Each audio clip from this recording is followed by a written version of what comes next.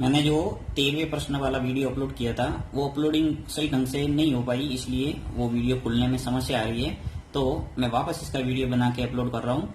तो आप देखना कि 13वें प्रश्नों को किस ढंग से करना है आपको एग्जाम के अंदर, और इसी टाइप के लगभग 13वां प्रश्न है वो आपके बोर्ड पेपर के अंदर मिलेगा। तो चलिए शुरू करते हैं अपन कि किसी वर्त की परिधि 44 मीटर है और इसका क्षेत्रफल ज्ञात कीजिए। सिंपल सा आपको पूछा है कि वर्त की परिधि दे रखी है और इसका क्षेत्रफल आपको निकालना है। तो हमेशा ध्यान रखना है कि वर्त का क्षेत्रफल पूछा है या फिर परिधि पूछी है, आपके पास में हमेशा क्या होनी चाहिए, त्रिज्या।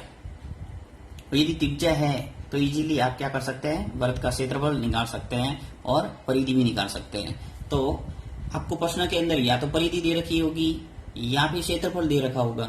परिधि दे रखी होगी तो आपको क्षेत्रफल पूछा जाएगा, और क्षेत्रफल दे रखा होगा तो परिधि पूछी जाएगी, या फिर सीधी त्रिज्या दे रखी होगी तो आपको क्षेत्रफल और परिधि दोनों पूछा जा सकता है। तो इस टाइप के प्रश्न बनते हैं। माना वर्त की त्रिज्या को हमेशा आर से प्रेजेंट करना है, क्योंकि रेडियस कहा जाता है इंग्लिश में इसे। त्रिज्या कितनी है, आर। माना वर्त की त्रिज्या की आर है। अब आपको दे रखा है कि वर्त की परिधि है वो 44 मीटर। तो यहाँ वर्त की परिधि कर देते हैं बराबर, वर्त की परिधि दे रखी है आपको कितनी, 44 मीटर।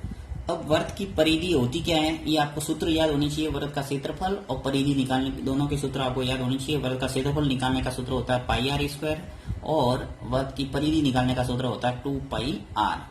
तो ये दोनों आपको सूत्र याद करने हैं। तो 2 पाई और आर बराबर हो गया 44। अब यहां से अपन को क्या करना है, आर निकालना है। तो देखिए 2 पाई की जगह क्या लिखेंगे, 22/7। पाई का मान होता है 22/7 और आर ऐसा का ऐसा बराबर 44। अब मुझे आर निकालना है तो क्या करूंगा, आर इधर ही रखूंगा और ये 44 राइट हैंड साइड के ऐसे कैसे। अब देखिए 2 और 22 ये नीचे आ जाएंगे, 2 और 22, और ये जो 7 नीचे हर में पड़ा है वो ऊपर चले जाके अंश में हो जाएंगे, ये आ गया 7। अब इसको सरल करना है और आपको आर लाना है। तो सरल करते चलिए। देखिए 22 का भाग जा रहा है 44 में कितनी बार, 2 बार। फिर 2 का भाग 2 में गया 1 बार, यानी पूरा कैंसिल हो गया। तो क्या बचा अपने पास, 7। यानी आर की जो वैल्यू आई है वो क्या आ गई, 7। अब आपको निकालना है, इसका क्षेत्रफल पूछा है वर्त का, तो वर्त का क्षेत्रफल का सूत्र लगा दो और आर का मान रख दो। तो यहां से अतः वर्त का क्षेत्रफल, और वर्त का क्षेत्रफल होता है पाई आर स्क्वायर। तो यहाँ पे पाई का मान रख लेते 22/7। आर आपके पास 7 आ गया, तो इस आर की जगह 7 लिख लूंगा और ऊपर स्क्वायर। तो 22/7 आर स्क्वायर, 7 का स्क्वायर यानी 7 × 7 करना है। तो 7 से 7 एक कैंसिल हो गया, तो 22 × 7 बच गया, और 22 और 7 का गुणा करेंगे तो क्या आएगा, 154। अब देखिए पीछे आपको क्या लिखना है वो ध्यान देना है कि परिधि आपको किस में दे रखी है, मीटर में। तो आपकी रेडियस जो आर आया त्रिज्या वो भी किस में आएगी, मीटर में, 7 मीटर। अब आपको अंत में क्षेत्रफल है तो हमेशा वर्ग मीटर लिखना पड़ेगा, वर्ग मीटर। यदि मीटर है तो वर्ग मीटर लिखोगे, और यदि सेंटीमीटर में दे रखा है तो लिखना पड़ेगा वर्ग सेंटीमीटर।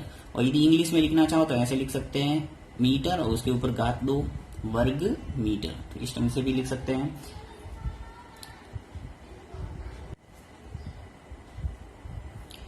नेक्स्ट 13वां एग्जाम्पल लिया अपने कि 100 चक्कर में एक स्कूटर का पहिया 88 मीटर की दूरी तय करता है, तो इस पहिए की त्रिज्या ज्ञात कीजिए। आपको पहिए की त्रिज्या पूछा है, और पहिया जैसा कि आपको पता है कि ये वृत्त के आकार के समान होता है, गोल। तो आपको एक तरह से वृत्त की त्रिज्या पूछा है, और वृत्त की त्रिज्या निकालने के लिए आपके पास क्या होना चाहिए, या तो परिधि होनी चाहिए या क्षेत्रफल होना चाहिए। तो यहाँ जो भी कंडीशन दे रखी है उससे अपन पता लगाएंगे यहाँ क्या दे रखा है। तो देखिए चलिए अपन देखते हैं इस प्रश्न के अंदर कि 100 चक्कर में एक स्कूटर का पहिया 88 मीटर की दूरी तय करता है। तो अपन लिख लेते हैं कि चूंकि 100 चक्कर में पहिए द्वारा तय दूरी, 100 चक्कर में पहिए द्वारा तय दूरी कितनी हो गई 88 मीटर, ये अपन ने लिख दिया। तो एक चक्र में कितनी दूरी तय होगी, एक चक्कर में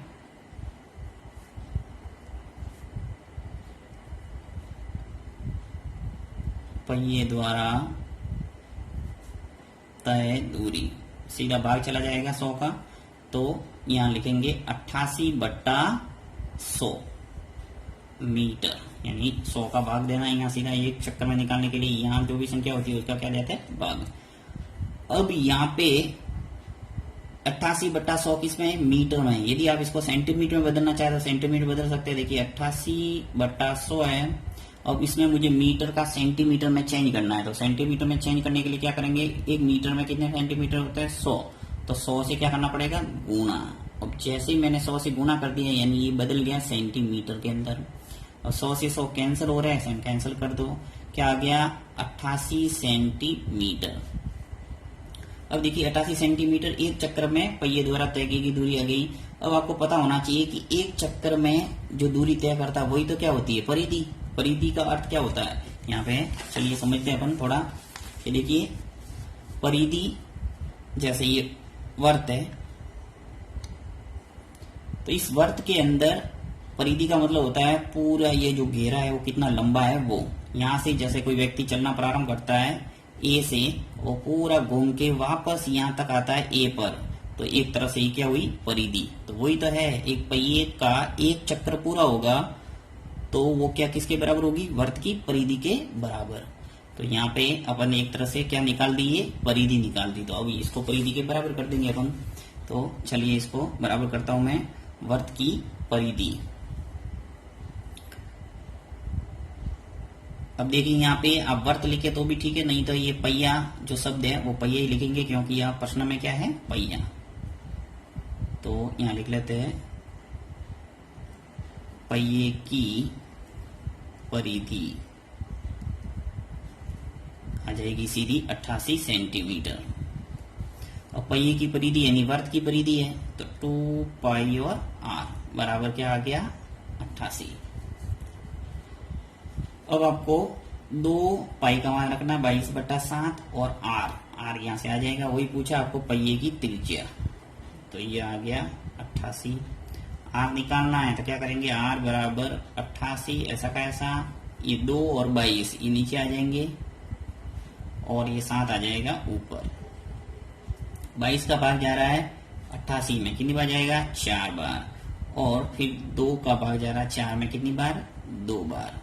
तो यहाँ से अपने r का मान है वो क्या आ गया 7 × 2 बचे हैं, 2 × 7, तो r आ गया 14। और सेंटीमीटर में तो सेंटीमीटर में आएगा, अर्थात रेडियस आ गई पहिए की कितनी 14 सेंटीमीटर। अब देखिए आगे आपको ये भी पूछ ले कि पहिए का क्षेत्रफल ज्ञात कीजिए, तो पहिए का क्षेत्रफल भी निकाल सकते हैं अपन इजीली, क्योंकि अपने पास r आ गई तो क्षेत्रफल निकाल सकते हैं पाई r² से। नेक्स्ट 13वां प्रश्न देखते हैं अपन कि किसी वर्ग की परिधि दिए गए वर्ग के परिमाप के बराबर है, यानी कि किसी वर्ग की परिधि है वो किसी वर्ग के परिमाप के बराबर दे रखा है।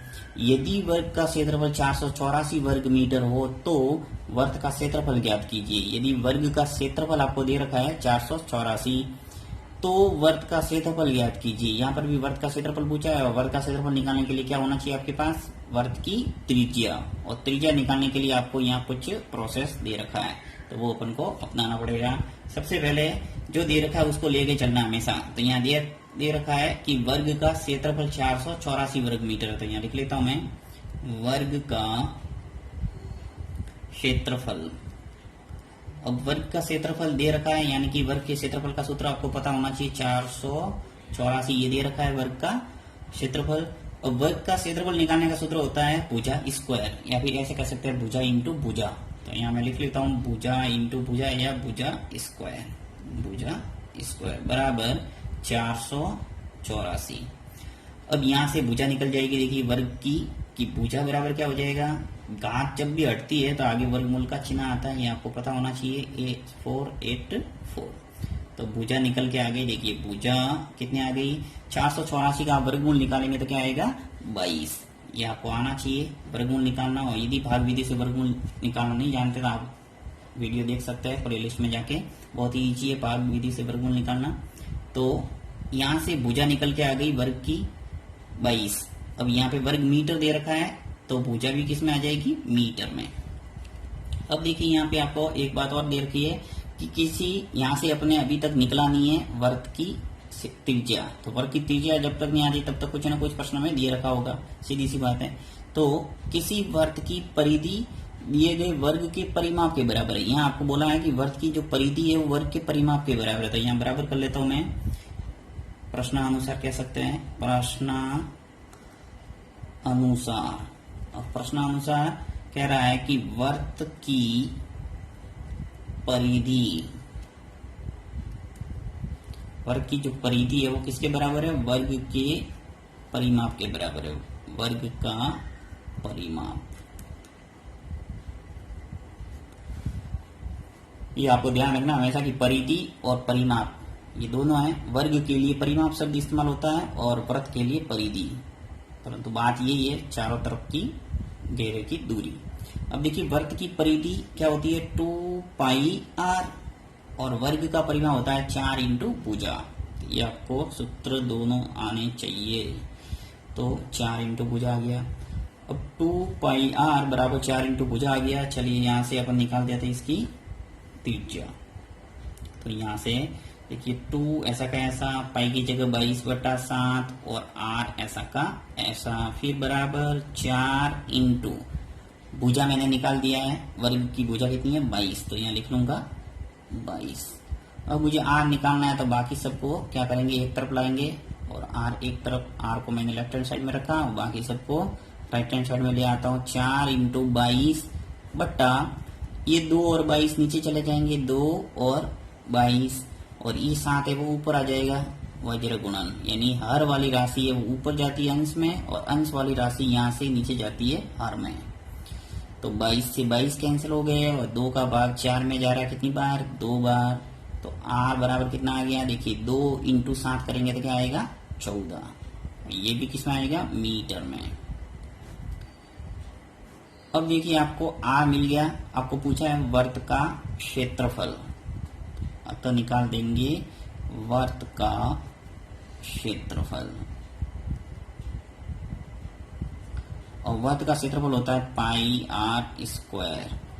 तो पाई की जगह 22/7, r कितना है 14, तो यहाँ सीधा ही लिख देता हूँ मैं 14 इंटू 14।